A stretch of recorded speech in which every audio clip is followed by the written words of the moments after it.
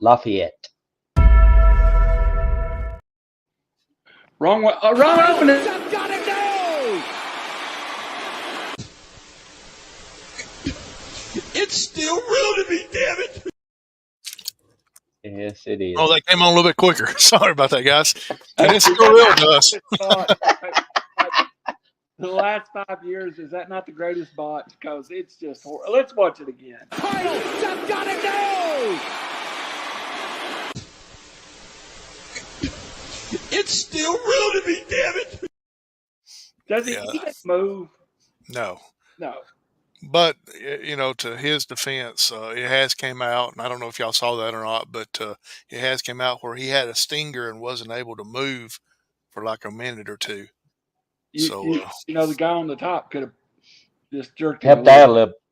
Yeah, he could have helped out a little bit there. Yes. Or the referee could have looked to the side and went, "Hey, you lady in the top row, I'm going to break my count till you sit back down." Yeah. Right. Yeah. But something different could have been done. That was an awful one. Absolutely, sure was. But anyway, hey, welcome to the show tonight, Thursday night. It's still real to us. Jeremy Johnson, along with QB1 CEO, MOUSE, Randy Cunningham. Guys, how's everything going this week? Cody Rhodes fans, back when the WWE made a fool out of him by making Stardust, and he had to leave and go find out that he was a real wrestler. You can tell we were having that debate before we came on. Yeah. So tonight it's going to be a newsworthy episode, along with the Money in the Bank recap and whatever else we may want to talk about, because a lot of things are happening right now in wrestling, and it's coming up on SummerSlam pretty quick, and plus with WWE and then with the AEW, it's coming up on Wembley very soon as well, and Wembley is probably AEW's top show that they'll be having. That's me and Randy's kind of discussed it a few times. I feel like Wembley's going to be their WrestleMania type deal. So anyway, let's get started with some. On here we said 40,000 would be a good number. 50,000. Yeah. They're already over that sold. So yeah, that's going to work for them again for the second year. Yes. Yep. So newsworthy items. Seems like CM Punk's getting ready to come back. He's making his presence known, and looks like him and Drew is going to have I say it's going to be him and Drew. They're that's the thing I like about WWE at the moment, and we'll come to y'all guys here in just 1 second. As far as you think it's Drew, but then all of a sudden Seth Rollins sticks his nose in on it, so you don't really know who's going to be the first one CM Punk's going to go after. So, Jeremy, what's your thoughts? Well, I like the unpredictability of it. It's the old cliffhanger. You don't really know. You haven't really got a good idea. So that keeps you watching. I would prefer, for me, I just preferred it be straight up Drew McIntyre and CM Punk, because, they've been building this. And hey, get this. Long-term storytelling. This has been going on since what? WrestleMania? It's been going on for a while, right? And I like that. Do you think if he don't get hurt? Yes. Right. No, you're right. They probably blow that off a lot sooner. I do like the fact that, injuries are unfortunate, but I like the fact that they're taking advantage of it. They took advantage. Yes, and so it's got me looking forward. I think this is helping Drew McIntyre. I really do. I like this thing. I like where it's going. I will actually look, if this is indeed a SummerSlam match, I'm looking forward to it. Yeah, absolutely. Randy? I think they took a great advantage of something our boy Jim Cornette talks about. How can I miss you till you're gone? And Punk was injured and off TV, and they were in the middle of a program. And credit to Drew McIntyre for carrying us without an opponent. For several weeks, he kept it alive, and CM Punk was very much not in shape. So I like Drew McIntyre. First, I think He looks the part. Yeah. And the first run he had with his story and Cody's story are very similar, except one of them's Cody Rhodes and one of them's Drew McIntyre. Was with the WWE. Vince McMahon even called Drew McIntyre the chosen one. Mm-hmm. Future WWE champion. And he ended up a jobber in 3MB. Yeah. He did.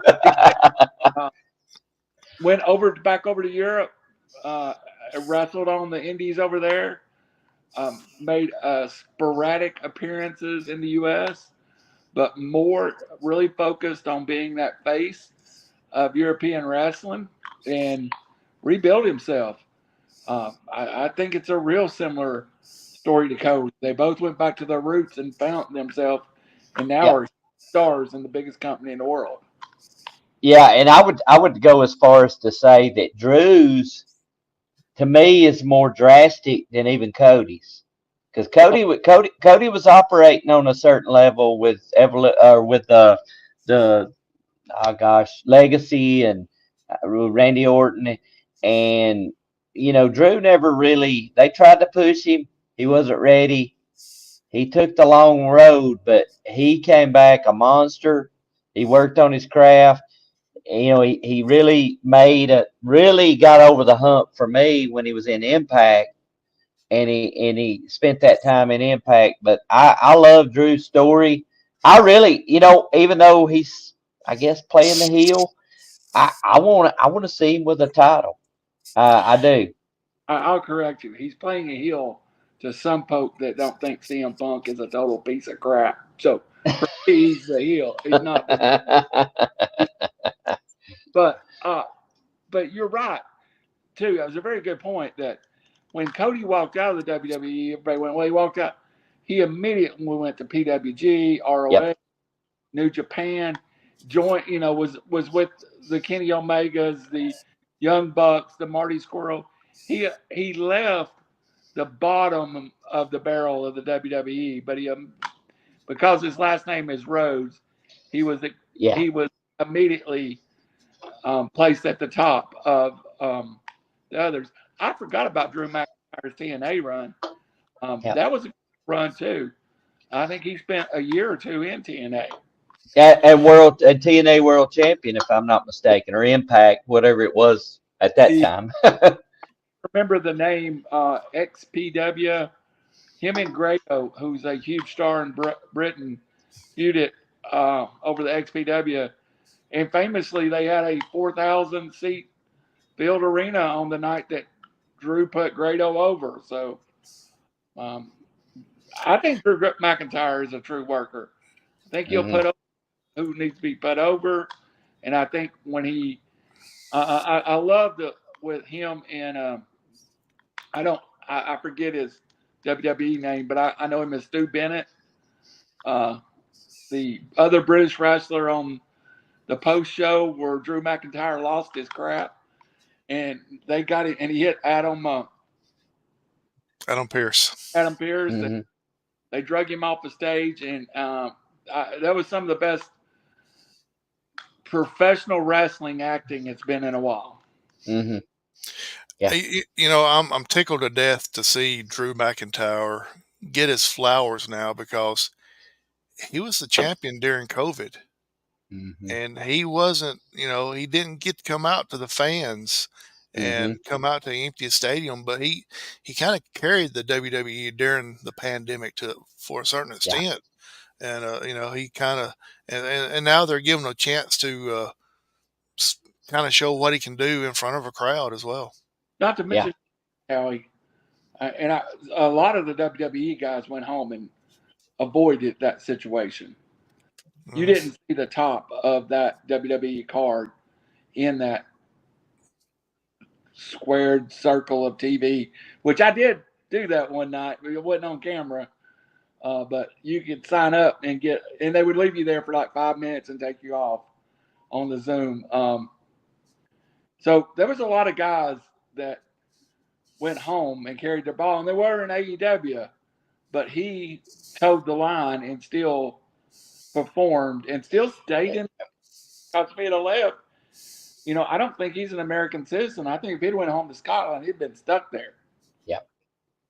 Absolutely. So with that being said too, and you brought up him being champion during COVID, and and I don't like to think back of that. That was a strange time for all of us. How important? I don't know how it was for you guys.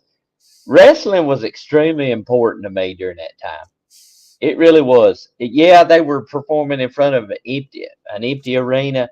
It was a little bit of normalcy, even though it was an empty arena, and it really mattered to me during that time to have wrestling and them continue on, stay in America. Don't pack it in. I'm still going to work, and I'm still going to be there for the fans.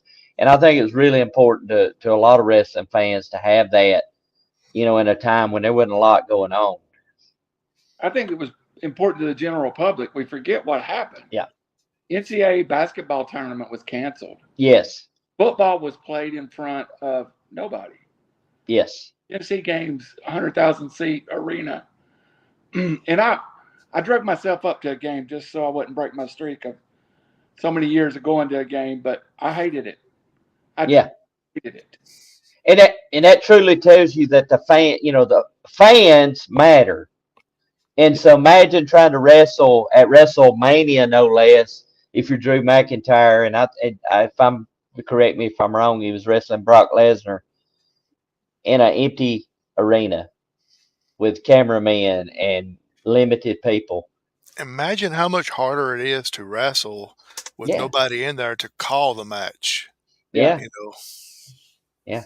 You mentioned it, Jeremy. I don't even like thinking about COVID. Mm-mm. It was strange. It was, and our kids were going to school on computers, and basically for months on end, I worked from where I sat now. Mm-hmm. Annalise sat in the corner and went to school. We had no sports. I remember that's the first time I ever got involved in like Netflix and stuff like that. I watched so many series that I'd never watched before. I was watching TV shows like I found Young Sheldon during COVID. Oh God. Hey, so with that being said, and I've got a sidebarred or sidetracked a little bit. So, I'm not been the biggest advocate for Chris Jericho, but I will say this, during that time, I don't know if you guys tuned in, but Chris Jericho went live on Facebook, and I think it was Saturday nights or evenings or whatever. And look, it was fantastic, and credit to Jericho for giving wrestling fans and Posy fans, for that matter, something. Because, I think we all needed something at that point. Saturday night, I would watch Jericho, and he used a friend or two on with him. One night he had some of his friends that grew up in Winnipeg with, and it was just great. And we forget, and I know you guys don't love Jericho, and he does, like, it's the end of the road for Jericho. I'm the first one to that. Yeah. But Jericho also, no announcers at AEW. And so Jericho and Shivani was calling weeks of wrestling in one night, And it was great. It was. I love Jericho on the mic. I love him calling the match. I just, and again, I've not been his biggest fan, especially here lately, but that was really good stuff from Chris Jericho to do that during COVID, and him to team with Schiavone, Tony Schiavone, Schiavone as he called him. I will hush up about COVID, but do you remember when AEW it let like 50 people in the arena and it seemed like there was 5,000 people there? It was great to have people in the arena. Yes. It was. And I went to a graduation during this time. A friend of mine's kid graduated, and they had probably 150 in their graduating class, but the way they had to spread the seats out, it run from the 10 to the opposite end 30-yard line or so. So maybe kids. We made it through a tough time. Yeah. And back to our original point with Drew and those guys that performed for fans and for people really matter. And that had to have been extremely tough to perform like that. And like Howie said, call the match. They feed off the energy of the fans, and not to have that, man, they really had. And I think a lot of our wrestlers that continued to wrestle during that time probably grew as wrestlers because they had to perform under that circumstance and learn a little more, because they didn't have that fan base to feed on and that noise. Shout out to the late Brody Lee, who basically Yeah. was AEW wrestling with the TNT title every week. Yeah. Yep. Mm-hmm. All right, so we'll move on to some more news that happened this week. On the ladies' side, kind of a shocker, Tiffany Valkyria is joining WWE after being on Forbidden Door about 2 weeks ago at AEW. One of the prized free agent women out there, and from what I've read, is she was being courted by both of them. Of course, she was on AEW pay-per-view just a couple of weeks ago, like I said, and she chose to go to WWE. Randy, what's your thoughts about that? They've won one of 20. I mean, they're going to get theirs. It's like football recruiting. Mm-hmm. Georgia, Alabama, and Tennessee all recruit the same player. Georgia's going to get him sometimes. Alabama's going to get him sometimes. Yes. And Tennessee's going to get him sometimes. AEW has just been on fire getting talent, and I think it needs to go the other way. I'm not completely guessing, but I don't know this either, that AEW has forced the WWE to kind of step up financially for some people. So good for AEW. I mean, if you're going to make $500,000 in AEW, and you're going to make $500,000 in WWE, in AEW you work 125 dates, in WWE you work 250 dates. Your compensation are to be better in the WWE. So absolutely, Jeremy. I agree, but then I have to look at it from this aspect. Where are you going to become a bigger star? And over the course of a long period of time, where are you going to make more money? I'm still not a fan. I don't think AEW's track record, obviously they're still a new company. I don't think they have the ability to make stars the way the WWE does. Now, is it a tougher road to become a star in WWE and get TV time and all that? Yeah, I think so. But if you bet on yourself, so to speak, as they say, and you succeed, you might be okay. You might be right here in AEW, but you may be way up here if you make it in WWE. Now, there's a bigger chance that you don't. Right? You may not get that TV time. It just depends on whatever talent's motivations are. If it's strictly money, if it's straight up money, then and dates like Randall mentioned, yeah, that's great. If family, being home with your family, and that there's nothing wrong with that at all. But if you're aspiring and you really want to shoot for the stars and you want to make it big, money may not be the issue. It may be, hey, I think I can develop more and become a bigger star here, and long term it'd be better. It's up to every individual. The great thing about it is that young wrestlers have choices, that it's not just WWE or you are wandering on the indies. They do have those choices, and I think that's a good thing for not only wrestlers but for fans as well. And I would almost say the exact opposite. If you want to bet on yourself, you go to AEW, because the one thing we always undersell about AEW, Will Ospreay's got 125 dates with AEW and he's making X number of dollars. Mm-hmm. But the other 240, Will Ospreay's free to do with his time. Mm-hmm. He's free to go pick up in Europe or New Japan. Yeah, you got a point there.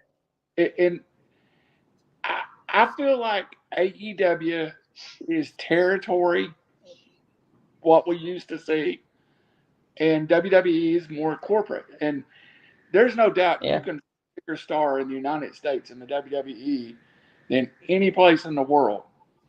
But if you're like Bryan Danielson and you want to wrestle Okada and you want to wrestle, you know, and I don't think it's money with Bryan Daniel. I think it's the opportunity to perform with these talents. Right. Don't be shocked if we don't see Ricochet in AEW. I mean, I don't think he left the WWE to go and be done with his career. Yeah, you're exactly right. There is more opportunity in New Japan. It is empty. Yeah. If you really want to go be a star, and he was in New Japan, so. Yeah. Now remind me, Ricochet in New Japan, or when he was it Prince Puma? Yeah, he was Prince Puma. What was that MTV wrestling but he wore a mask there. I think he even used the name Ricochet in Japan. So. Yeah, I expect to see Ricochet there at AEW at any time now. Yeah. And so one last thing that I got, and then Randy says he's got something he wants to talk about as well. And it ain't really newsworthy, but it's a fact of AEW being a new corporation. But Tony Khan has made WWE step up to AEW by doing these pressers after the pay-per-views or PLEs. And it has, I mean, it's just like Randy said just a few minutes ago with Drew McIntyre attacking Adam Pearce and all that. That was after the PLE. In the past, PLE went off. You were done. Yeah. Now they've got pressers. You got people out there talking and all that stuff. And so, you know, my hat's off to Tony Khan by starting these pressers and then WWE following suit. I love it. I can't wait till the presser comes on afterwards just to hear the interviews. And Randy's got his shirt on, and Cody Rhodes is one of my favorites to listen to because he's so real and so genuine, it seems like, when he does those. Yeah, and just so folks know, as the New Japan representative here, AEW stole it from New Japan. This has been a huge part of New Japan. Right? And again, I happen to have wrestling on, and we talk about stars in the AEW. I'm looking at Will Ospreay and MJF. Those are two that have made themselves in AEW. They struggle with like the Andrades who just they don't fit. It do not fit. And I agree with you. Andrade's best move was going back. Absolutely. Yes. So, hey, I'm going to do this real fast because I am so proud of wrestling, and I am proud of all the opportunities. Don't get me wrong, guys. I love the WWE, but I love that the AEW exists and TNA exists and the NWA exists. And I love to know more people are making their living by being pro wrestlers.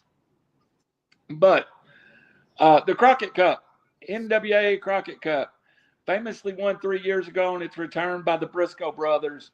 Last year won by Trevor Murdoch and Mike Knox.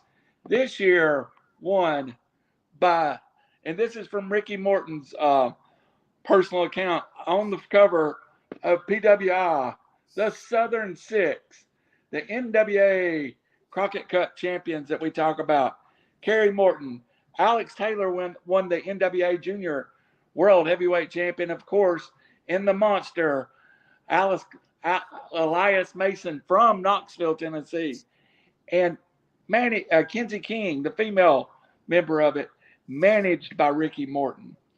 I think it's the greatest thing on earth. Now see, you know, Kerry Morton signed a six-figure contract with the NWA to go around and be kind of one of the faces of the NWA. Silas Mason makes a living now wrestling independent NWA shows. And I think this Southern Six things, man's got legs. I think somebody's going to end up signing them. And we're going to see Ricky Morton back on TV. And we'll see Kerry Morton on TV. and we'll see Silas Mason, who's the next Terry Bam Bam Gordy, and Alex Taylor, who is Buddy Murphy in that size body. And I'm just thrilled that they won the Crockett Cup and represent the NWA now at the top of it. So I just wanted to recognize that. And, you know, when I was a kid, that PWI was everything. For them to have an indie wrestler on their cover story, that's a big deal. So shout out to the Southern Six. Looks like we lost Jeremy, but I think he's getting a drink. His name's still up. Yeah. Okay. Anyway, I didn't know the PWI was still actually in publication. It is. It's only a subscription service now. I don't think you can find it. I had mine to a couple of years ago, and a couple of years ago I canceled it because all it would be coming was the WWE magazine because it was only WWE wrestling. But I might take it now again. And I mean, I want to see WWE stories. I want to see, but I also want to see the Southern Six and a preview of MJF and Will Ospreay. So it's not what it used to, but it's still out there if you want it. Yeah, I know everybody used to go by it because they had the monthly rankings on there as far as your top wrestlers. Yeah, I loved it. I always looked at the most hated to see where Roddy Piper was at. That was where Dusty Rhodes was and the most popular, and Roddy Piper was and the most hated. That was my two guys. And then I always looked to see if Terry Funk was in Japan because they had a little like they had each territory's rating. And Terry Funk is the one guy you'd have to look around and find him every other week. Terry Funk might be in Texas in one rating. The next month he might be in the WWE. The next month he might be in New Japan. And the next month he might be in ECW. So I used to use the PWI to keep up where Terry Funk was at. What I used to do was check and see who was on both lists, the most hated and the best. That's great. That's great.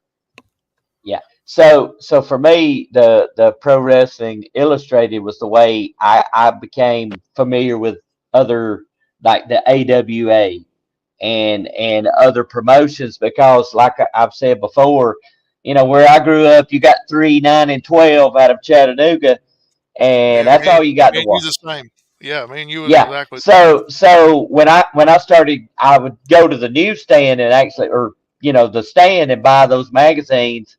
And it's like, oh, Nick Bockwinkel, oh, Rick Martel, oh, and you start looking at these other names, and I love the photos in these magazines. I still have mental images of some of those pictures that that were in those magazines, and it really, guys, I miss some of that print stuff, right? Because it was foreign, and this was the way you got familiar with Japan or other promotions. And none of us mentioned it last week on things that we missed. Yeah, I know, right? We should have totally, but I loved them. I mean, they were great. I look forward to getting the newest episode, so to speak, not episode, but it would also have its own kayfabe storylines. I used to love to get it, and there'd be an article in there going, why Blackjack Mulligan sent Coco Samoa to destroy Barry Windham? And you'd read it, and it'd be like, well, Blackjack wants to Barry Windham to be strong, and, he sent his old rival to test him, and is Kevin Sullivan going to kill Dusty Rhodes? The death of Florida, the devil has come home. I remember once, just like it was yesterday, Ric Flair, Tommy Rich, and the question was, who will be next generation? We know that now, but seriously, in 1981, I'm not sure we knew that. Mm-hmm. In 81, especially, yes. Yeah. I never bought one of them, but every time I'd have to go grocery shopping with my mom, I would go to the stand there and flip through it and read the stuff, She wouldn't let you. She wouldn't buy one for you. I may have done that a time or two. But I sit there and look at it. Yeah. My girlfriend in high school worked at what used to be the old Red Food store, and I would go in and buy them and go through her checkout, and it would embarrass her to death. She'd be like, buy that crap. I'd be like, no. We're out of the closet now, Randy. We're wrestling fans, baby. We out. And the one thing that I liked every month about the magazine was they'd have a dream matchup. Mm-hmm. Yeah. Yes. It could be somebody from the WWE against somebody from New Japan or something like that, So, good stuff, guys. Let's move on to the Money in the Bank review.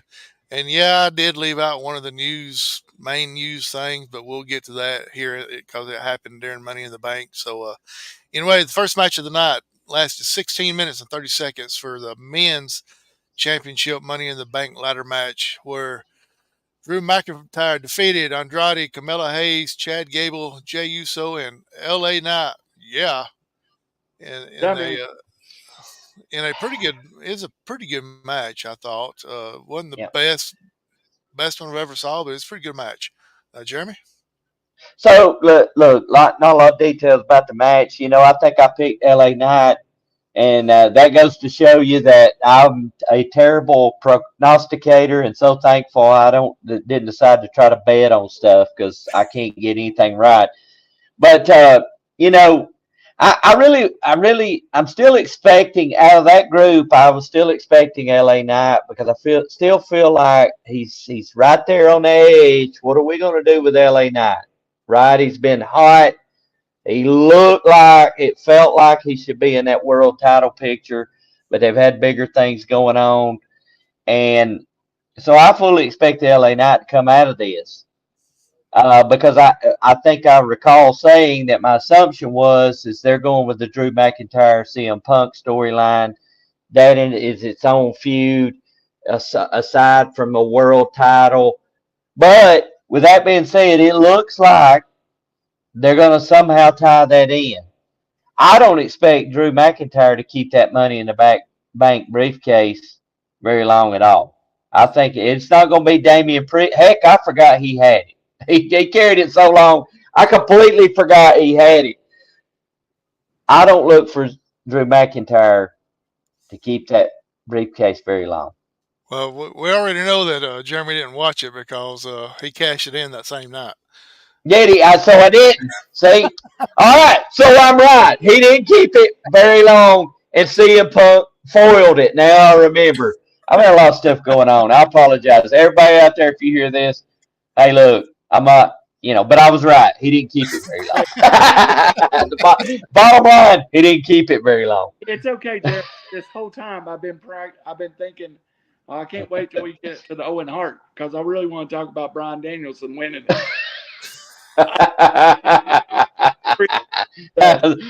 Hey, I told y'all before we went on, I'm as ready as I can be, but I'm behind. So. And you didn't watch the pay-per-view, so we're all right. But hey, let me go ahead and reiterate. I was correct. He did not keep that briefcase very long. Nope, not very long at all. No. Randy, what's your thoughts about this match? I think I picked Jey Uso just because you did. I thought they were going to make this part of the bloodline. I absolutely liked Drew McIntyre winning it. And the spoiler that we know, I absolutely thought it was So for me to kayfabe within the realm of stupidity, and if you've got a contract that's just going to basically hand you the world championship when you're, play it right, you don't run in and slide it up the ring and make it a 3-man match. I was sitting here and I went, oh, come on now. And Triple H is by far the best booker in the business right now. But we'll get to it. But but I didn't like what happened later on. Yeah, we will get to it here in a second because there's Sorry about live on the air. So we're just yeah, we'll get to it. there's a major twist to all that stuff. So anyway, our next match of the night was Sami Zayn against Bron Breakker for the Intercontinental Championship, where Sami Zayn defeats Bron Breakker in 13 minutes and 15 seconds. And a lot of people were surprised by that because they thought this is where Bron Breakker would get the title and be on his rocket ship to the top. Randy? I think that's the first time I've seen his shoulders semi-clean pinned. It is. I don't like it. But again, losing to Sami Zayn don't break your career. I hate to say it, but Sami Zayn's, well, I don't hate to say it, but Sami Zayn's kind of elevated himself into that level where it's like, you know, I was watching the Undertaker's podcast, and he goes, the real skill of being a wrestler is to lose the match and still elevate yourself. Yeah. I just didn't feel like this elevated Bron Breakker. So I text you both, and I was like, you know, I'm between giving this an okay rating, low C+, or B, you know. And I got to admit, that one match is one that really didn't make sense to me. Unless Bron Breakker is being punished, which the WWE has done, famously Triple H, you know, was put in a hog slot match with Henry O'Gard one. So maybe I was hoping y'all might be able to explain it to me because I don't get it. Maybe Jeremy can. I don't have a clue. No, I mean, I've already proved I don't know anything at all. So I mean, hey, so I guess my question would be, you know, did it really hurt Bron that bad? No. Okay. In my mind, it did, but I was so well. Win. Well, and I think I felt the same way too, Randall, about that. But here, I guess what I'm, you know, here's what bothers me, I guess, is that, you know, leading up to this point, they've tried to paint Bron as what? A monster. Can't be a beat. monster. So Sami Zayn is your classic underdog. You know, he doesn't have the physique. You know, we know he can wrestle. We know he's a great promo and a personality and all that. Clean pin or a somewhat clean pin. I don't like that. If you know the same storyline, you could have brought Braun Strowman out and gave him a spot and let Sami Zayn defeat the monster. I really think Bron Breakker, and maybe this is going to lead to him, outside using the stupid Bron Breakker name. Yes. Is really, I think he's the best young wrestler that I've seen this last couple of years, and I really thought he was the future of the. That's a future world champion to me. Oh, on a point that Jeremy was talking about, I heard it. I cannot take credit for it. I heard it on a podcast either today or yesterday. But they're talking about Sami Zayn's physique. He's one of the few or only wrestlers that one minute you look at him, it looks like he's got a beer gut. The next minute you look at him, and he's got a washboard abs there. You know, it's like just depends on which camera angle you're looking at. He's got a six pack one minute, and the next minute he's got like a keg there. And I can relate. I can relate to that. Says the man, the 4X man in the 2X shirt. Yeah, that's right. We'll move on to this next match here, and this is where a lot of things. That handsome Jimmy Valiant used to do that. He would take 6 months off and blow up to 260 pounds to look different. Be on TV for 4 or 5 months. Take a couple months off and come back at 235. And he thought it added to his character was to be this big guy one time and, you know, always changing. I remember Jimmy Valiant being everything from 275 to $190 in his career. Well, wow. I'm talking about it in the same match. Sammy. Yeah, Sammy. You look at him one minute. That guy too. You don't have to rub it in. No, I'm just saying about it in the same match. It looks like, yeah, that's the way it looks like, Jeremy. I mean, one minute he looks like he's, expecting a baby. The next minute he looks like he's got a six pack there. But we'll move on to the next match, and this is where it got really confusing. If you saw the opening of our show, because of part of the clip that Randy showed, it started out being Damian Priest against Seth freaking Rollins for the heavyweight championship. And during the first several minutes of it, they were both looking back to the entranceway, thinking that Drew McIntyre was going to come out and cash in during the match, which I thought was stupid because of why would he come out at the beginning of the match when both wrestlers are fresh? Kind of like what Randy spoke about. It broke my kayfabe, Jeremy. Yeah, Kayfabe was broke. I thought it was already broke, but yeah. So then, off camera. yeah, so halfway, or not even halfway through it, part of the way through it there, all of a sudden, Drew's music does hit. He comes out. He cashes in without either one of Damian Priest or Seth Rollins being hurt. But what made it confusing for me was the part of the video that you saw here at the beginning of the show. Randy, can you play it one more time? Yeah, I'll be happy to, because I don't know if you know this, that this might be our permanent opening, because I love this. Title, Seth got it, no! It's still real to me, damn it. Well, except for that last part, when the pin was made. I felt like that guy. My kayfabe was broken.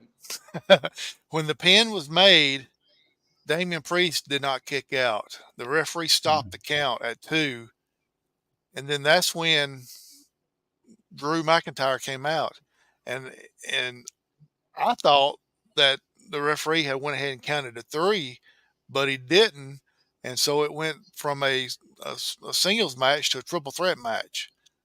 And it kind of threw Michael Cole and Corey Graves off a little bit too, because they wasn't real sure what was going on, because there's no kick out and the match was still going on. And so at one point they said, oh, Drew is cashing in against Seth Rollins, because they thought he had won, because Damian Priest never did kick out. So it was a big confusion there for about 2 minutes there. And then all of a sudden it goes into a triple threat match. Then Randy's boy, CM Punk, comes out, does a little interference there. And the next thing you know, it ends up Damian Priest has defeated them to retain the World Heavyweight Championship. So it was, before we move on any further, I want to go ahead and say the Sami Zayn Bron Breakker was the match of the night, by hands down.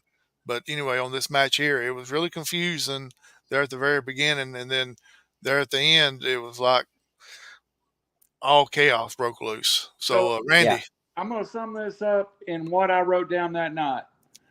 This looks like some Hulk Hogan, Eric Bischoff, NWA book from 1997, because that's how. Yeah.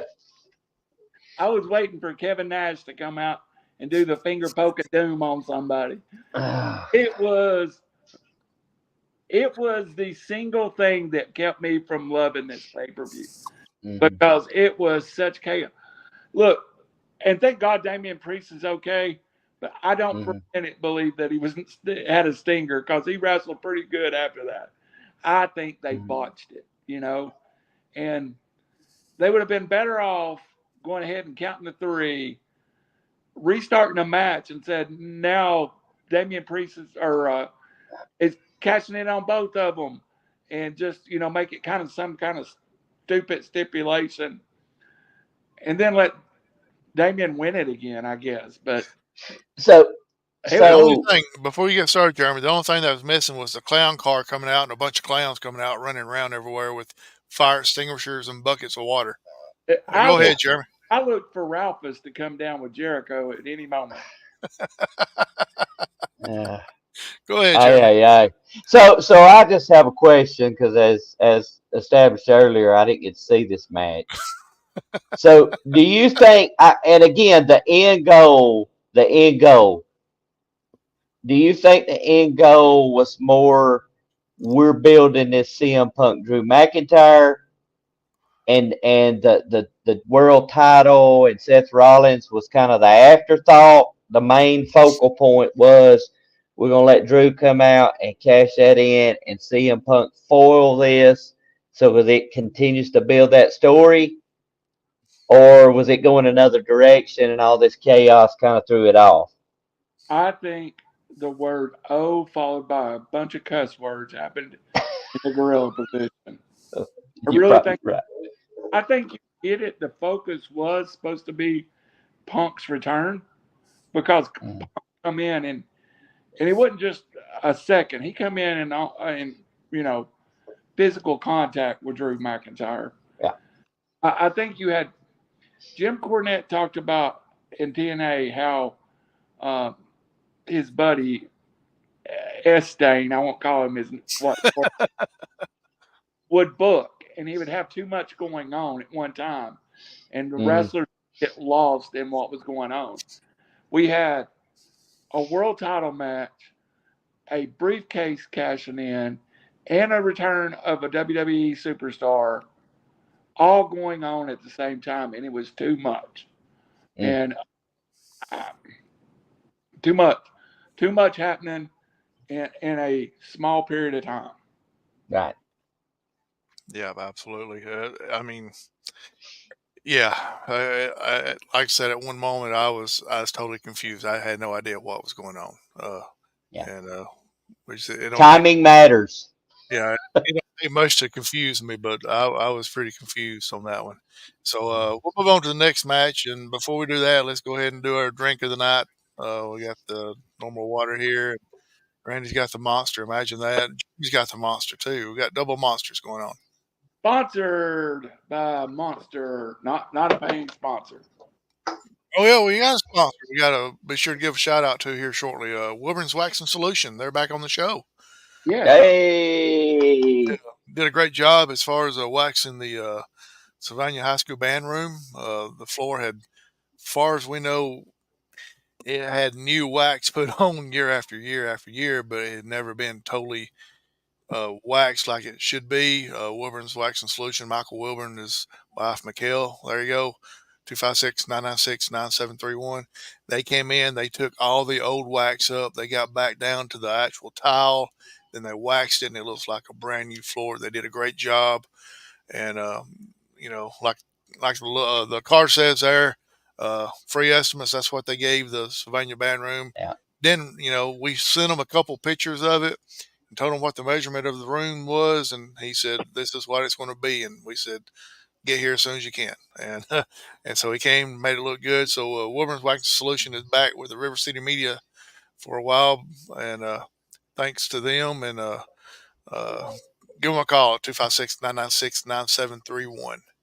Hey, Howie. So do you think that if we took a picture of Randall's back and sent it to Wilburns, they could give us an estimate on waxing and waxing Randall's back?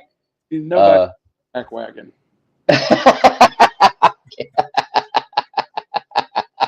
Come on, I'm just get to the next one. We'll move on to the next. joking.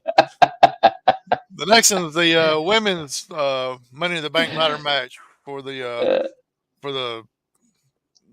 briefcase title match contract, however you want to say it. So it was Chelsea Green, Iyo Sky, Lyra Valkyria, Naomi, Zoey Stark, and Tiffany Stratton, all in the match at one time.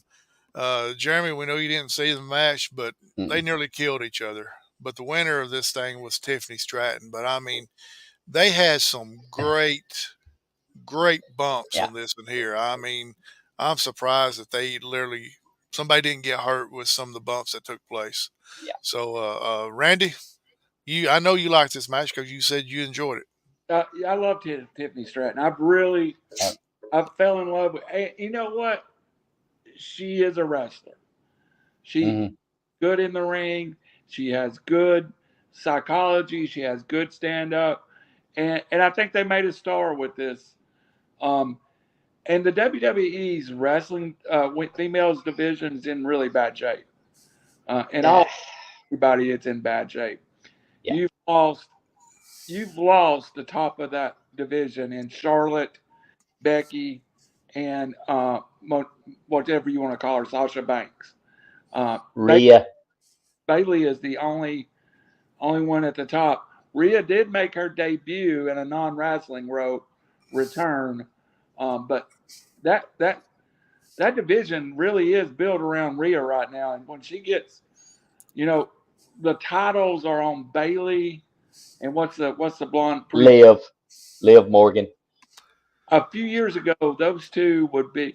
Bayley's always been a star, but I don't know if she would be even in the world title picture. Mm-hmm. Liv Morgan was in the female version of 3MB in Riot Squad, So I really she's done a good job holding on to the title, but I could see Tiffany Stratton getting a remarkably run with the title. It's easy to hold on to the title when you don't defend it. Yeah, I mean they got. Yeah. Well, I mean, who's she defended it against? I mean that's the thing. And what I do like what they did with the storyline with her and Dom, her and the Judgment Day. We know where that's building toward, and I like that a lot. I like it a lot. But yes, she's not defending the title. Is she going to defend it against the refrigerator, as Mr. Cornette calls her? Let's be honest about it. The only reason she got it is because Rhea came up with a freak injury backstage, running into a wall. Yeah. But I do know one thing: if you didn't watch Raw Monday night, y'all missed the world champion pissing in her pants and running away from Rhea Ripley when that music hit. Oh, I bet. that music hit, and she was out of that ring. Yeah, and that's what we expected, right? Oh yeah, and if I was Dom, I would have been out of that ring quick too. So, anyway, Tiffany Stratton's got the Money in the Bank case, and she went backstage and just basically told Trish Stratus she was the new.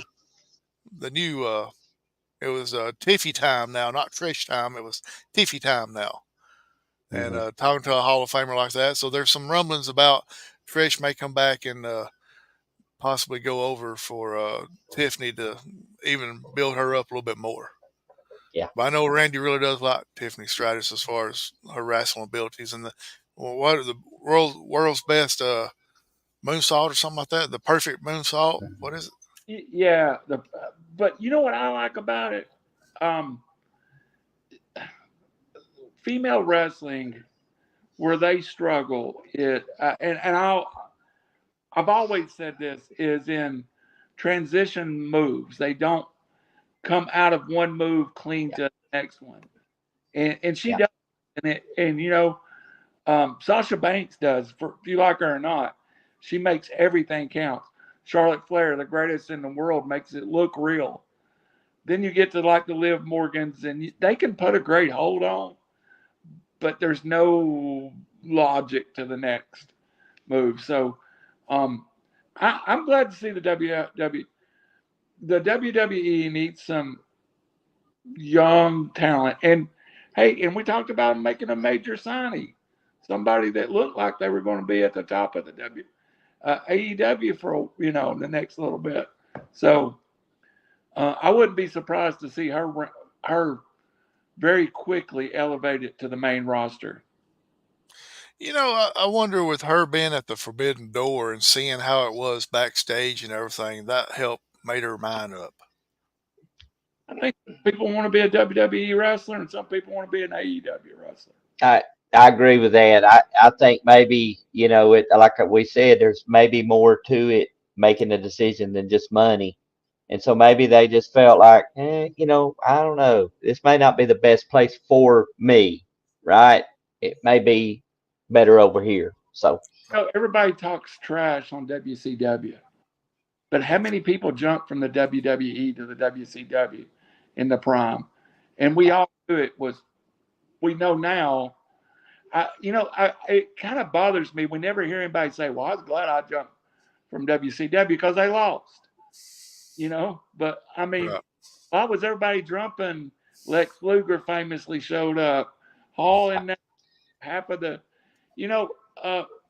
Bret Hart was on WCW. I think if you grew up watching the WWE and you love the WWE and you think of you always wanted to be Trish Stratus, you signed with the WWE. And back then, if you grew up watching Dusty Rhodes and Ric Flair, you signed with the WCW. Right. And I'll go on the record and say it right here. Lita changed the way women's wrestling was, or is now.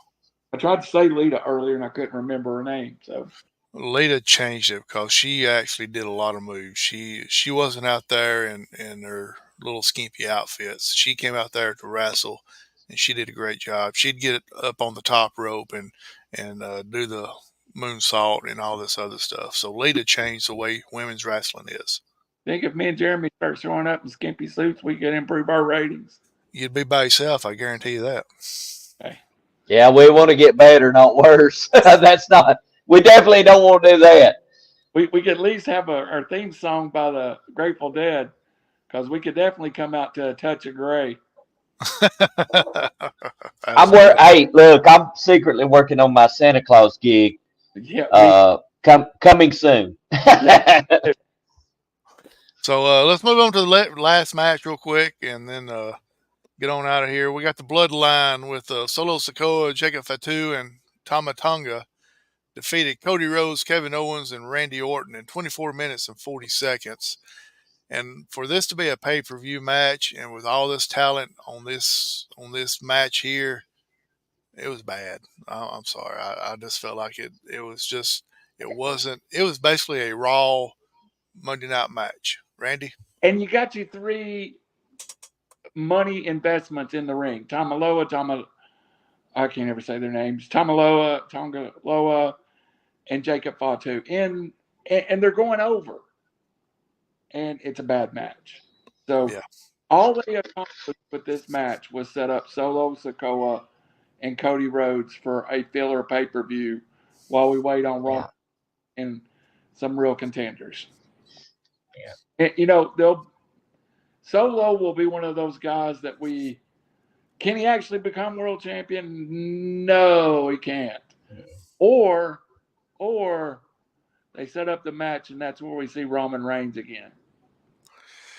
Yeah, Jeremy, I know you didn't see the match, but at one point, Tonga Loa came in there and missed a low blow from behind on Kevin Owens. And Kevin Owens is a low blow is not good. Yeah. So less commentary for me because I did not watch the match. So the when I look at the matchup itself, all I see is it's a filler, like you said. It's a filler because the real story involving the Bloodline has to do with what's going on internally with them, and that's with Paul Heyman, and that's the presumable return of Roman Reigns. And then you look at the team of Kevin Owens, Cody Rhodes, and Randy Orton. I mean, it's just like, okay, we're going to throw these guys together. We tried to give some logic to it, but are you ever going to see those three guys together? Really? Realistically? What they tried to do, Jeremy, is create some feuds for Cody Rhodes because they teased Randy Orton's heel turn. They teased Solo Sikoa now gets a shot at Cody Rhodes, and they teased that this could bring Roman back. Yeah. So you would think with all that talent in the ring, it'd at least be a little bit better than it was. Money saved by a couple of really, really good matches, including the men's Money in the Bank. It's what happened after the men's Money in Bank that was like a Abbott and Costello's Goes Wrestling episode. And then Tiff Stratton's win. And as much as I didn't like the finish, Bron Breakker and Sami Zayn was a great wrestled match. There was just a couple of spots that made no sense in this. And look, I'll admit right now, Triple H is Booker of the Year. Triple H has done miracles. This was not his best work.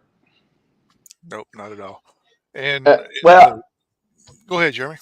no. Well, when you look at it, the frequency of these pay-per-views now, you know, sometimes quality is better than quantity. I get they're on fire. They could throw anything out there and people are gonna buy it or whatever. But I think the frequency of these things sometimes you just kind of run out of. Sometimes it just feels like, hey, look, we got to get a show together. We'll do this here, right? Back in the you would have throwaway pay-per-views, and this is what this felt like. And I think with it being a PLE now, we actually get more throwaways. And again, it's not terribly booked. It was terribly conceived. We had too much going on, too many different places. All we needed was a 15-man backstage fight, and I'd swear Vince Russo was on the spot. And it goes back to what I've told y'all before, and y'all agreed with it, is the WWE's PLEs don't mean as much anymore because they're not trying to get buys. Right. They don't have to get the buys. It's on the Peacock. If you got a Peacock subscription, you're going to watch it. So they're not trying to bring money into this thing. You know, they're making their money by actually just putting the show on at wherever it's at. And this week, last week is in Canada. So, but the main thing that came out of this thing was the retirement of John Cena. Mm-hmm. John Cena came out, said this 2025 is going to be his last year. Said he's going to wrestle probably 30 to 40 dates, which basically means nearly every other week next year. So let's talk about the career of John Cena real quick, even though, we got a whole year to do it and all that. But let's talk about the career of it, of him right now. So, Jeremy, what do you think about John Cena? Do you like him or not? First question. Yeah. For the most part, when I first started watching wrestling again, and again, I've told you guys, I think about 2010, 2009, somewhere in that neighborhood is when I first really came back to professional wrestling. So I missed that early John Cena, I liked him. I did. I will say this, I think every character or whatever at a certain point has to reinvent themselves. So the 2009 version of John Cena that I initially got to know by 2000, the last few years, kind of wears thin because he hasn't reinvented himself. He's still wearing jorts. He's still wearing tennis shoes. He's still wearing a different shirt, a different hat, and he's still basically the John Cena. So I think for me, it's just a matter of, at this point, it's like, hey, wore thin. I've seen this act before.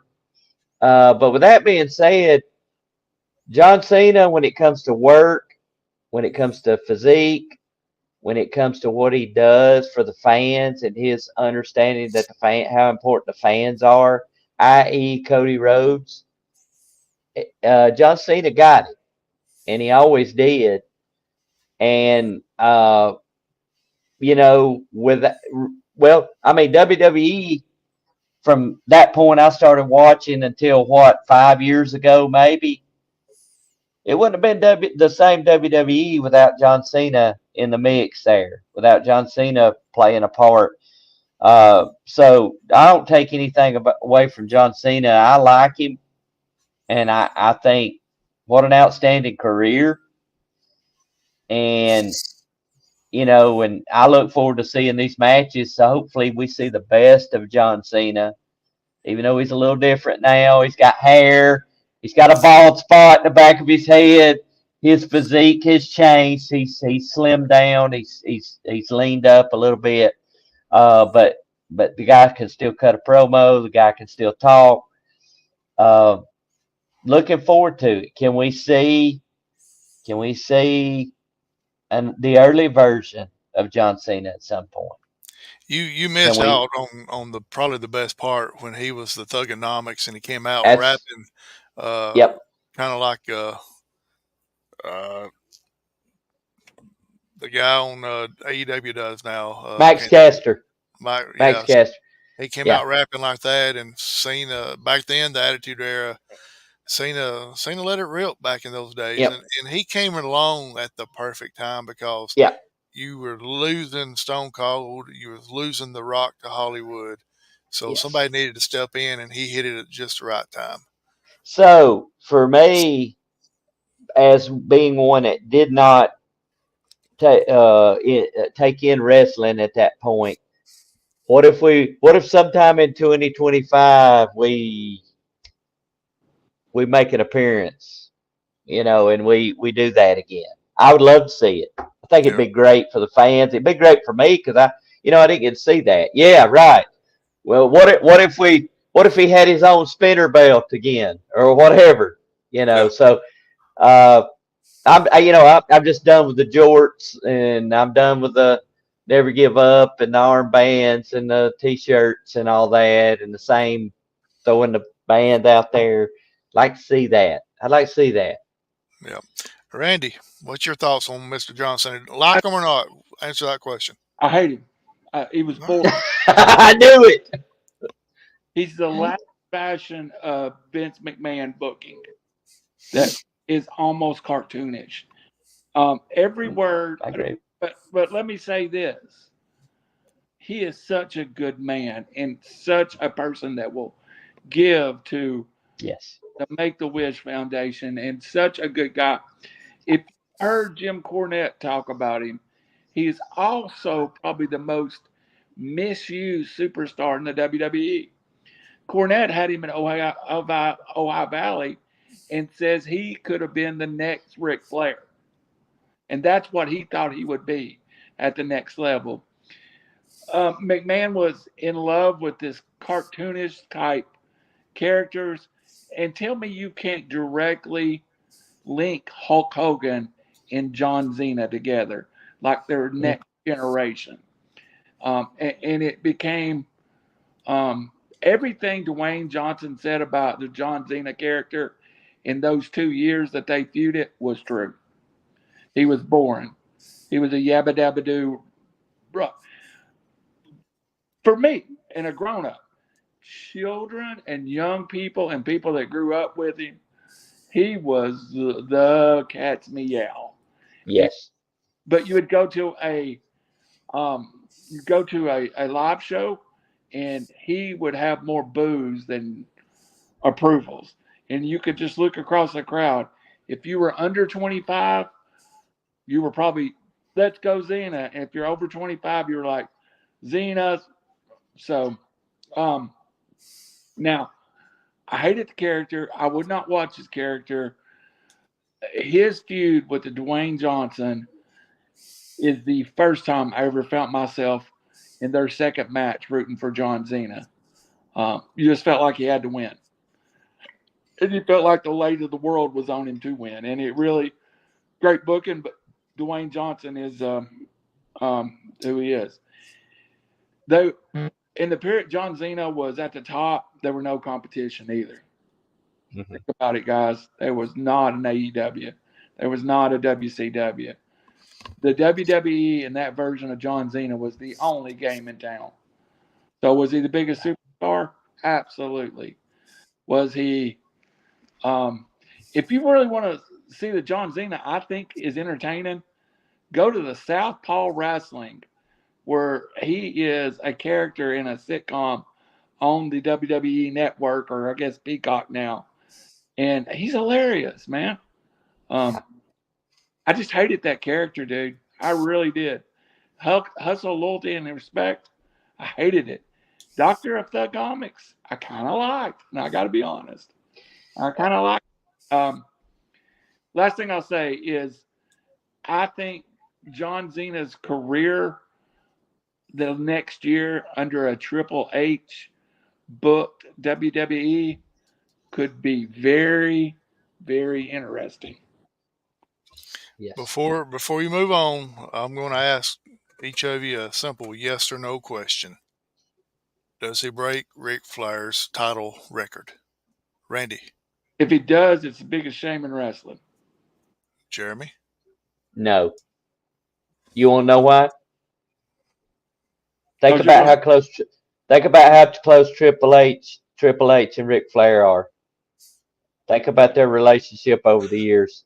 I don't think it's going to happen. I think Charlotte will, but I don't think John Cena will.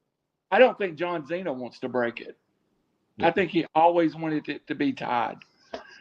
From the time that he won the 16th title, he was like, I never thought he was dangerous to win the world. So, look, I don't want to sound critical of John Cena. I just didn't like his character. I hated it. Right. So, right. But again, I actually find his movies hilarious. There's some of them they're so cheesy, they're funny. I agree. There's 1980 John Hughes's. I expect Molly Ringwald to walk out of the room any moment. No man has done more for Make-A-Wish and children in this world than John Cena. No one has been more willing to be hated while you're supposed to be the baby face than John Cena. He's a good wrestler. I don't see the appeal of the Florida Gator football fan as a WWE.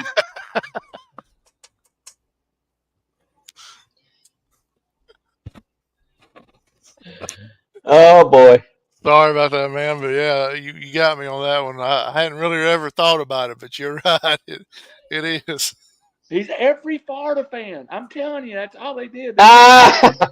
Florida and looked around. They said, "Oh, we're going to make a character out of Jim Bob over in the corner, and we'll call him Hustle, Loyalty, and Respect."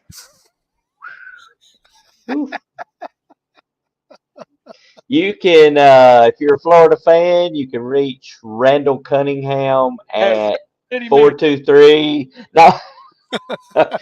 hey. So really, just I want to reiterate because I think we don't look at people's contribution, and Randall's already said it a couple of times.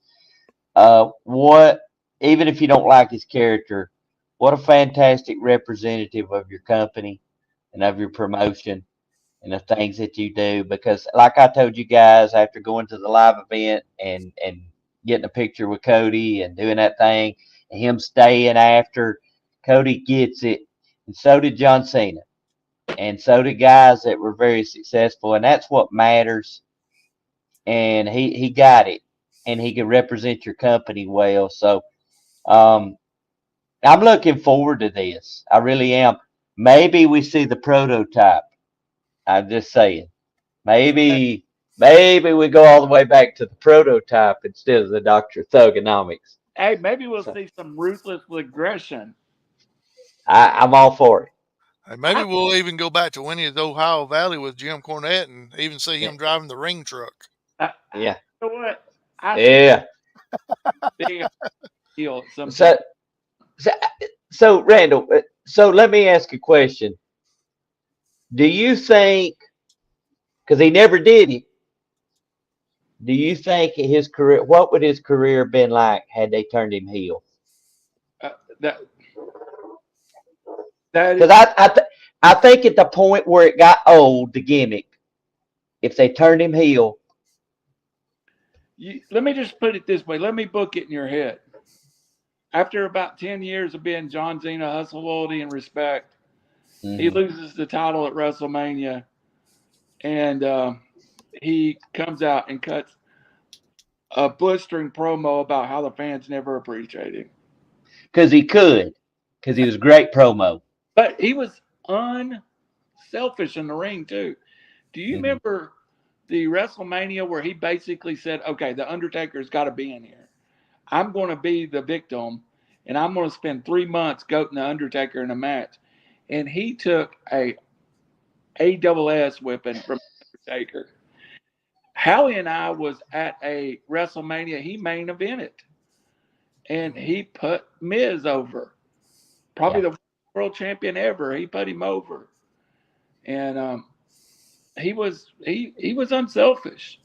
And if you went to the show, he didn't always send you home happy by winning. I was at a house show where Umaga beat him. You know, and that was very popular with the crowd. So, unselfish guy, good guy, not the angel. If you listen to Ric Flair talk about him, not the angel Flair he tried to play. So,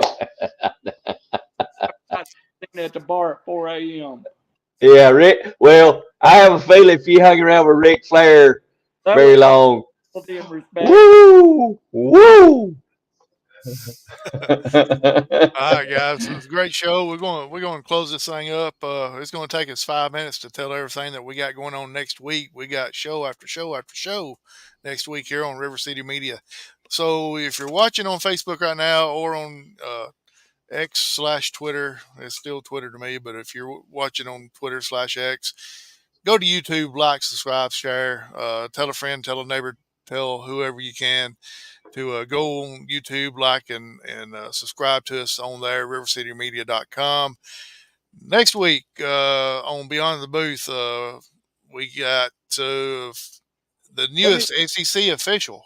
Jeff Flanagan, SEC review official on Monday night. He will be here. He has just been hired from the ACC, where he has been a guest here before.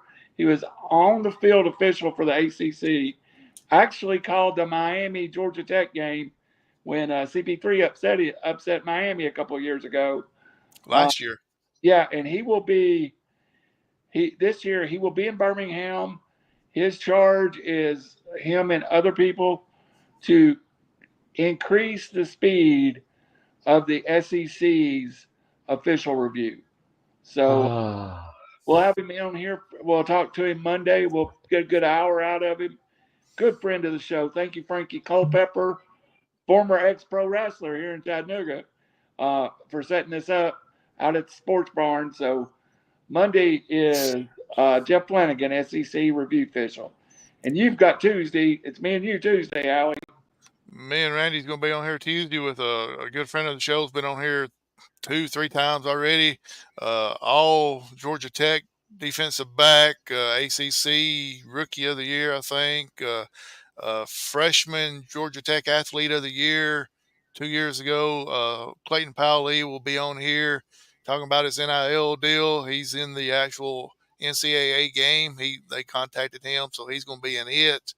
Got his NIL stuff. Going to be his junior year, so we'll ask him about last season, about the upset against Miami, where him helping on the defensive side, winning that game. So he'll be here on Tuesday unless something happens. So you have to ask him about a teammate of his, one former Fife Red Devil, Zach Pyron. Yeah. Yep. Also, projected 4th to 5th round 2024 draft pick in the NFL. 2025. Big time. Round draft pick in the NFL. I've Jeremy, you hadn't heard the story, but I've known this kid since he's 10 years old. His family sat beside me at the Falcons game for years and years, and he's on here and talked football with us, even though he knew Howie all. Nah. Yeah, no. Nah. It's when I went to the spring game earlier this year, and when I met up with his mom and his uncle and all that, they introduced me as his uncle. So I'm an honorary uncle to him right now. So I like it. Anyway, so he's going to be on here Tuesday, and then Wednesday we're off, I think, unless something happens. We're going to be off Wednesday, and then Thursday we're coming back. We're going to have Beyond the Booth special edition with myself and Phil Harris. We're going to have Coach Hammond from Valley Head and Coach Grant from Ider, 30 minutes each. I'm not sure who's going to be on first or second. And then following that, it's going to be us three on here. It's still real to us, and I don't know what we're going to be talking about, but we're going to talk about something that Jeremy actually watched this week. That's right. I got to get caught up. There's a lot of listen. There's a lot of wrestling content out here. I can't keep up with it. I know who the panelist of the night is tonight, and I'll just go strap the belt on because this was a 16-minute thumping for Sami Zayn. Hey, it happens. Hey, we're making some changes as we get closer to football season. We're going to divide. We're going to go with more nights of Beyond the Booth.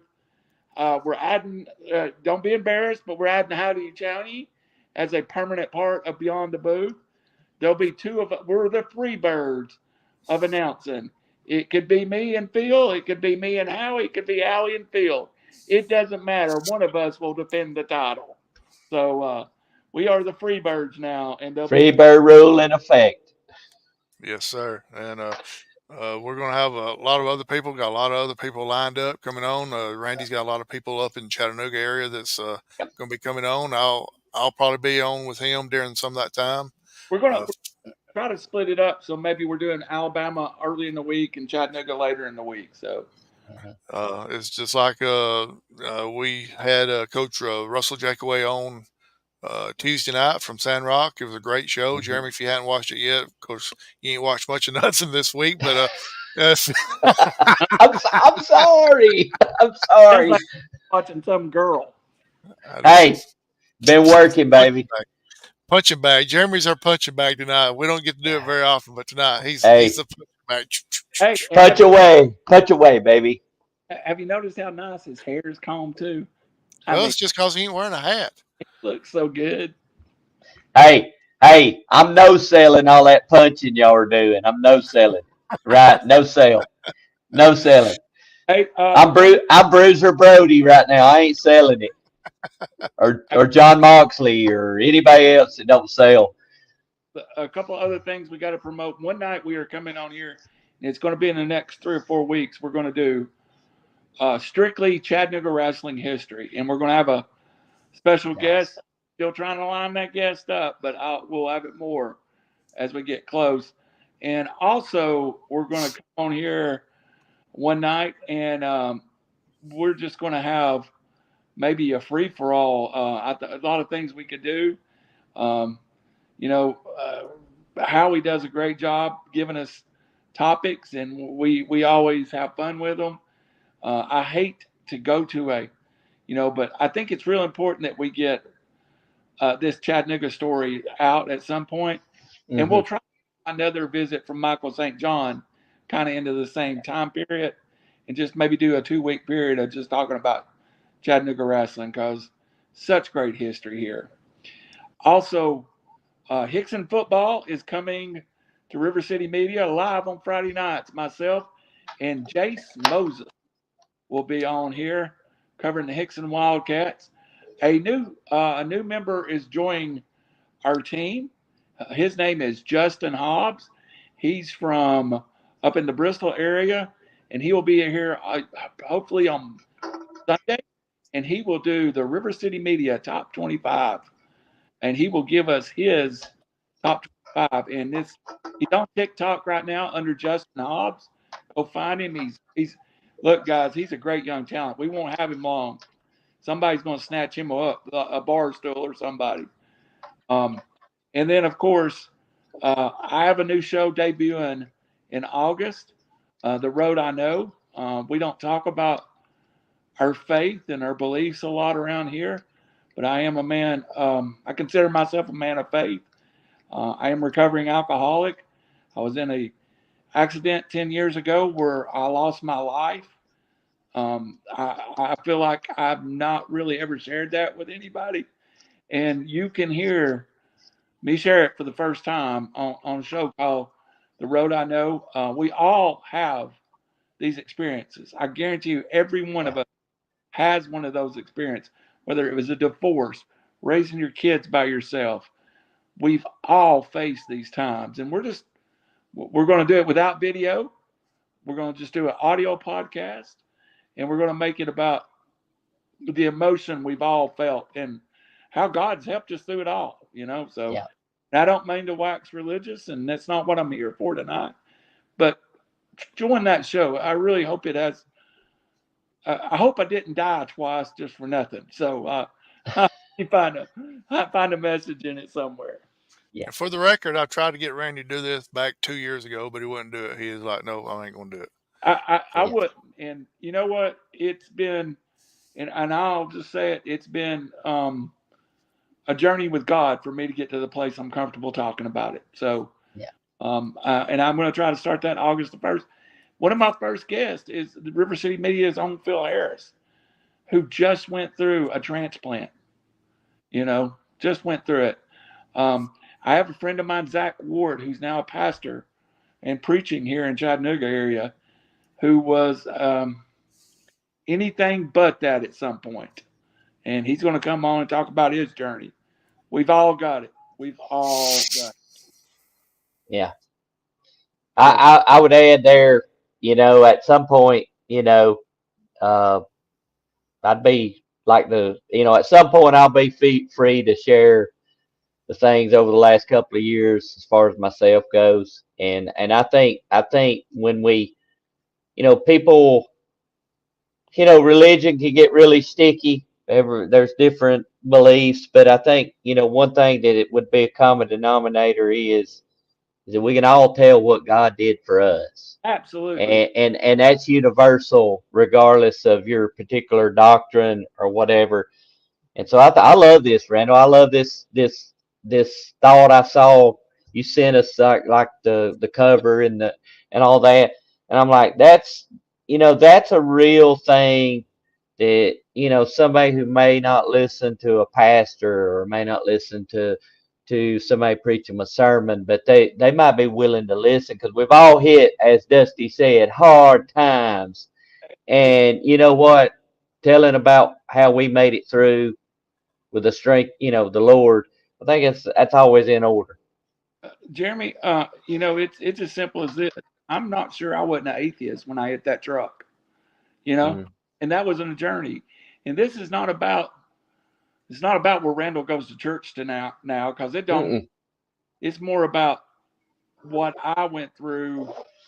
One of the things I was writing down this weekend, talking about this, I used to go and I would lock the doors on either end of the hallway while I was in rehab, and I would roll up and down the hallway, and I felt like that was a something God told me to do, because He just wanted me to prove that if I would work that hard to get out of that place. So Mhm. that's the challenges that we've all. So not to wax religious now, but I'm looking really forward to that, Howie, and it Yeah. won't be about me. It won't No. be. I won't even be on. This voice might be there, but it's more about the story and the journey than the men that took the journey. Right. Yep, absolutely. And also a couple other shows that's going to be hitting the airways very soon on a regular basis is one of them going to be the Sylvania Round Football Show with Coach Tanner Nelson, the Coach Tyler Van Show from Scottsboro with Justin, that group of guys over there. So River City Media is exploding and getting bigger by the minute. And, if there's somebody that you want us to get on here, regardless of what it is, as long as it's legal, we'll get them on here. As long as it's legal. It is suddenly weird that we have the ability to talk to people that would never talk to us before. I was telling, It's great. I was talking to Harley Race's son this weekend, seeing if he Wow.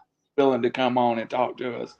When we had 1,000 views, we didn't have that ability, but through the journey we went on, we now have the ability to get some people. So tell us, Yeah. you want to see somebody? Tell us. All they can do is tell us no. And I'm still working on the people I mentioned, and we won't name their names on here Yes, right now, but I'm still working on that. get on here one night. Adam Ward. We need to Mm. do so. And, Yep. I'm reaching out next week to some friend of the show that was on here back last year. She's the in-game host and entertainment of the Atlanta Falcons. My favorite guest. Yeah, she surprised me, and she did the in-game stuff, and I followed her on Instagram, and I sent her a thing, said, "Hey, you do a great job. Keep up the good work." Wasn't expecting to hear nothing back from her. Next thing I know, she responds, and we've became good friends, so she does a lot of production stuff for a lot of different things, TV and stuff in the Atlanta area. So we're going to get her to come back on very soon because I've already talked to her about it. She said she would, and so she'll be coming back on. And so we got a lot of people lined up that's going to be hitting the airways very soon. And so, like I said a little bit earlier, if you're watching this on Facebook or Twitter/X, go to YouTube, like us on there, follow, share, send it to other people where they can start watching us and listening to us, and maybe they'll like us as well. Hey, You- and just a word there. Facebook is tenuous. You don't, there's a lot. How many people do you know that lost their account? Their account was. It's so much more secure on YouTube. So that's part of the reason we're trying to get there. And there's some things business wise that we would have some assurance that we wouldn't lose our network. If somebody guessed my password, we could lose all this overnight. So we're just trying to shift to a more secure back password. yeah, absolutely. I mean, it's like nearly a year ago to the day I lost my Facebook account and had to start all over. And uh, why would people want to steal Facebook accounts? I don't know, especially mine. So that's just the way they are. And so anyway, I had to start over. But this way, if you go on YouTube, you can catch us anytime live, and we're on there all the time. And so we got some big shows coming up. Fixing, like Randy said, Beyond the Booth is going to be split up to a couple times a week. We're going to be at Media Days, the DeKalb Jackson County Media Days coming up. When is that? When is it? No, I was telling Jeremy we'd like to have him there for that too. Yeah. So, Yeah, Just let me know when. Yeah, if you can get permission, yeah. Do I you can remember get what the date? permission.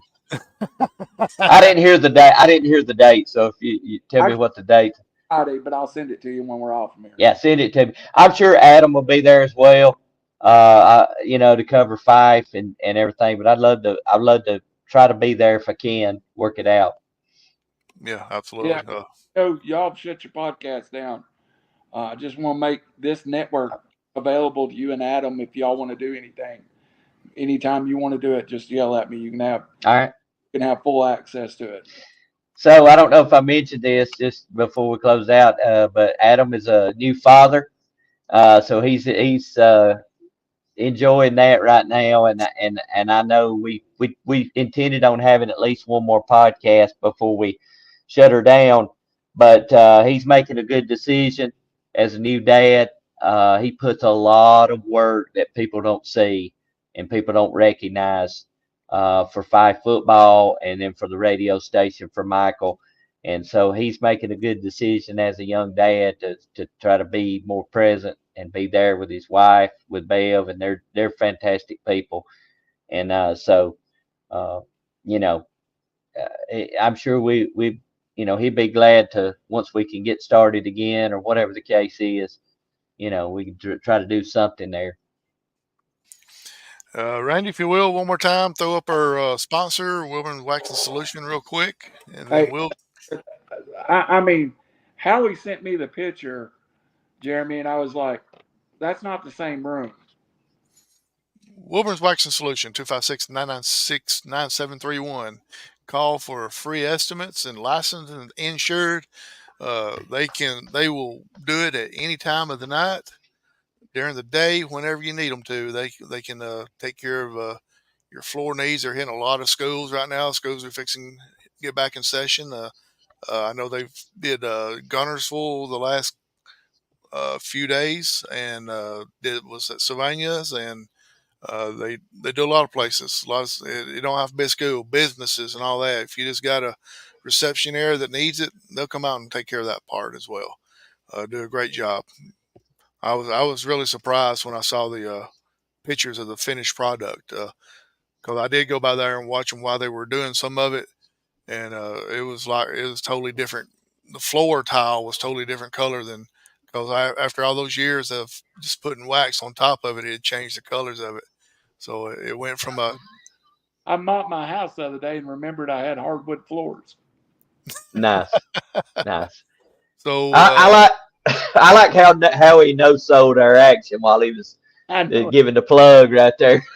Hey, that's on God's green earth. Hey, you gotta, the customers, the promo people, you gotta take care of them first. So Exactly.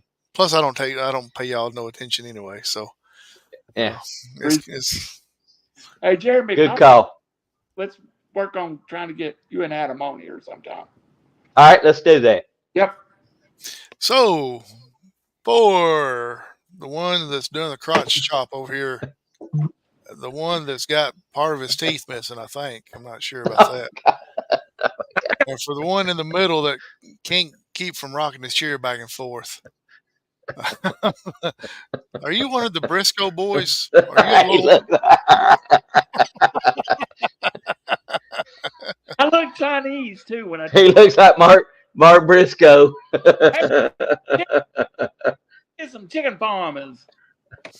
I tell you what, he does some great promos on Dynamite and Collision. I tell you, I hate it. I missed out on the Briscoes for all those years. Go to YouTube. Not pleasantly. Not what was it? It was something like not pleasant to look at, and it was why they were rejected from the WWE. So, Jeremy's moving around. Anyway, let's get out of here. Join us next week for Beyond the Booth. Join us next week for It's Still Real to Us. I'm your host, Howie Chaney, along with Jeremy Johnson, Randall Cunningham. We're on here to have a great time. Leave your comments, gripes, complaints at RiverCity-Media. Let us know if you like us, if you don't like us, what we can do to improve us. So join us next week when we'll find out if Jeremy decides to watch any wrestling or not. I will. I will. So good night and God bless everybody.